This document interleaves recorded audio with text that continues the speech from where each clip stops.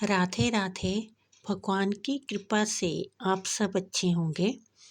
आज की वीडियो में मैं आपको बताऊंगी कि 2 अक्टूबर वाले दिन सर्व पितृ अमावस्या है। इस दिन हम अपने पितरों का श्राद्ध करके उनका आशीर्वाद प्राप्त कर सकते हैं।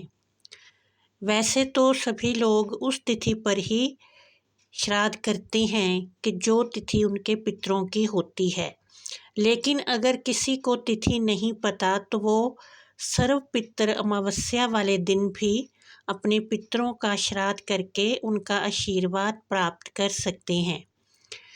जो लोग हमारे मृत्यु के बाद इस धरती से चले जाते हैं वो हमारे पितर ही होते हैं और उनका श्राद्ध करने में हमें उनके नाम ब्राह्मणों को दान अवश्य ही देना चाहिए। दान में बना हुआ खाना, वस्त्र, जो भी हमारी इच्छा हो हम उनके निमित्त दान कर सकते हैं। अगर हम ऐसा करते हैं तो पितर बहुत ही प्रसन्न होते हैं और हमारा घर धन धान्य से भर देते हैं और हमारा पितर दोष भी समाप्त हो जाता है। अमावस्या वाले दिन हमें पहले सुबह उठकर स्नान करना चाहिए। स्नान वाले जल में गंगा जल अवश्य ही डालना चाहिए और सारे घर में भी गंगा जल छिड़कना चाहिए।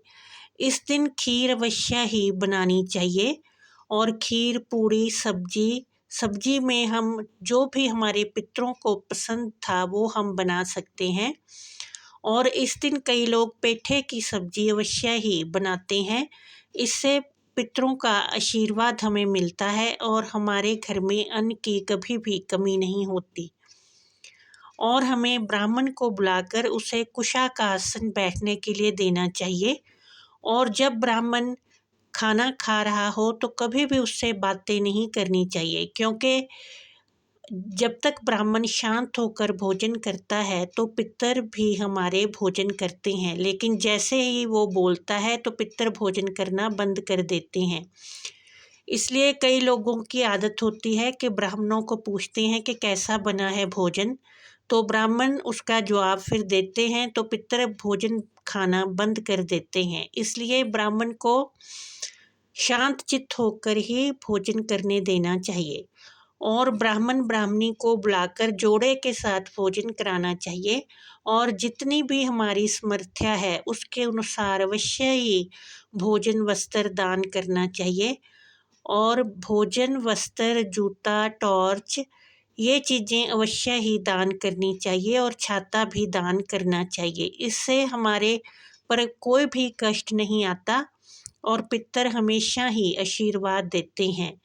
और शाम के समय भी दक्षिण दिशा की तरफ एक दिया जगाना चाहिए, जिससे कि पितरों को पितरलोक जाने के लिए उनका रास्ता मिले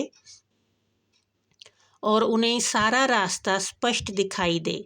इससे पितर जाते जाते जो भी हमारे पास कमी होती है वो कमी नहीं रहने देते।